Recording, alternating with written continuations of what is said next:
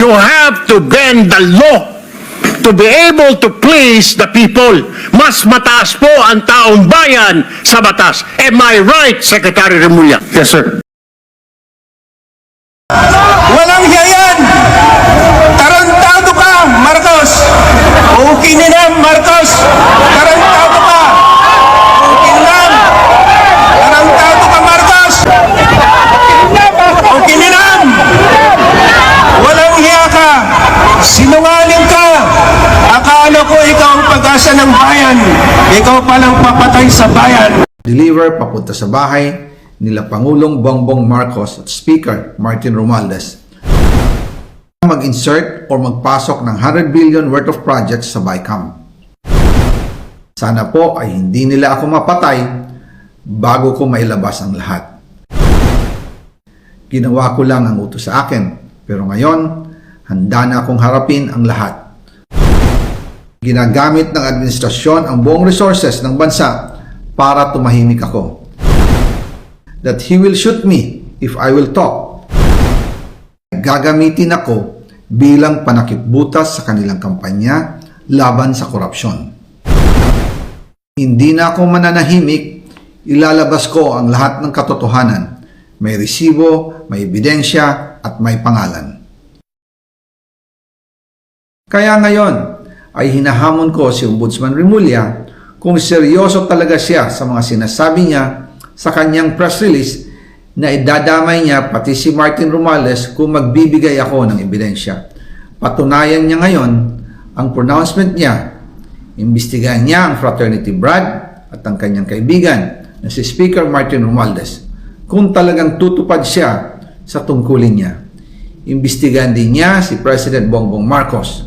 Sabi nga ni BBM nung SONA, let's do it right at mahiya naman kayo, hindi po ba? Nananawagan din po ako sa Senado na imbestigahan ang 100 billion insertion ni Presidente. Alam ko po na hindi gagawin ni Ombudsman Remulla ang hamon ko. Pero magaling ang Senado sa investigasyon at ako ay naniniwala na dahil sa kanila, lalabas ang katotohanan. Yung pong listahan ng mga projects, ilalabas ko din kasama ng video na ito. Dahil dito, mas lalong darami ang ipa-file na kaso sa akin.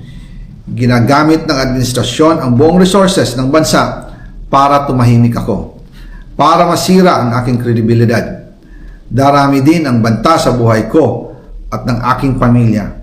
March 2025 pa lang, si Speaker ay nagpaparinig na sa akin sa aming meeting that he will shoot me if I will talk. At pagkatapos niyang sabihin sa akin in a phone call na don't come home, we will take care of you, tumawag ulit si Speaker Martin at sinabihan niya ako na pag umuwi ako will be dangerous. Kasi they might hire someone to do a rub out on me or hire the police to kill me while in jail. Una pa lang ito sa magusto kong ibunyag. Marami pa akong dadalhin sa liwanag.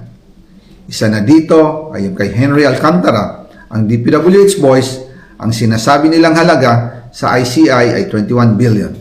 Hindi po totoo yan. Ang totoong numero ay 56 billion pesos at yung pong halaga na yan ay kay Pangulong Bongbong Marcos at Martin Romualdez na punta lahat. Ilalabas ko po ang buong detalye sa darating na mga araw. Kaunting pasensya pa po. Sana po ay hindi nila ako mapatay bago ko mailabas ang lahat. Sa inyong lahat sa Pilipinas, lalong-lalo na sa aking pamilya, taos-puso akong humihingi ng paumanhin.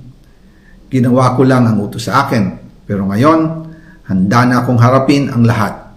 Uulitin ko po, yung pong pera, wala pong napunta sa akin.